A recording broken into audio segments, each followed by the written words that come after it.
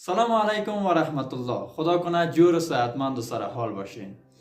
در این ویدیو طریقه درست یا طریقه صحیح در شارژ ماندن موبایل را برای شما خواهم گفت. اگر نمیدانید این ویدیو را تا آخر تماشا کنید. خب عزیزان، آمدیم به طرف موبایل ما و با آموزش ما آغاز میکنیم. فکر کنید موبایل ما شارژ ندارد، حالا ما میخواهیم این را در شارژ بگذاریم. حالا باید ما چی کار کنیم که موبایل ما بهتر شارژ بگیرد و شارژ را هم زیاد کند؟ خب در قدم اول تنظیمات موبایل خود را باز میکنیم. وقتی که تنظیمات موبایل خود را باز کردیم، صفحه را پایین می آوریم. در این قسمت ببینید باتری اند دیوایس کار هست، سرش کلیک میکنیم.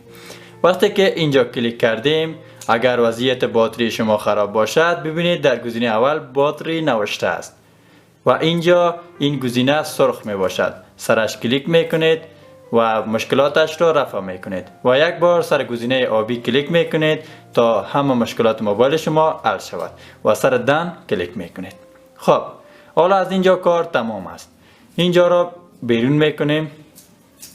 خب حالا ما با یک کد نیاز داریم که در موبایل خود وارد کنیم. همون کد موبایل ما آماده شود که آن را در شارژ بگذاریم. خب اینجا صفحه کلیدها را باز میکنیم. در این قسمت کد را وارد میکنیم.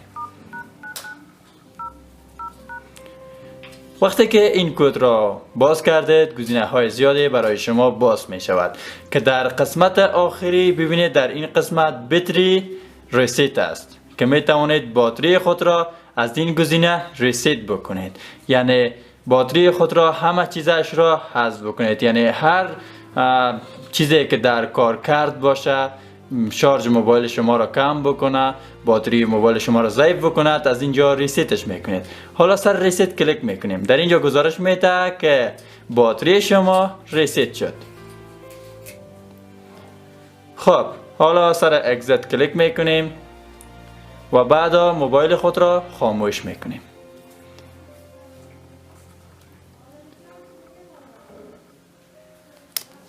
حالا وقتی که موبایل خود را خاموش کردیم، موبایل ما آماده است که در شارژ مانده شود.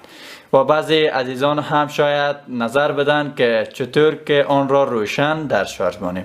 روشن هم مشکلی ندارد، می توانید همین کار را بکنید. شارژ شما قوی می باشد و موبایل شما درست شارژ می گیرد. دیگه مشکلی نمی داشته باشید که زودتر شارژ موبایل شما کم شود عزیزان. خب اگر از ویدیو خوشتان آمد، ویدیو را لایک کنید، چینل ما را سابسکرایب کنید، چرا که ویدیوهایی که ما در آینده آپلود میکنیم حتما به شما ارسال شود و شما بتوانید از طریق چینل ما یک چیزی یاد بگیرید. خدا نگهدارتان.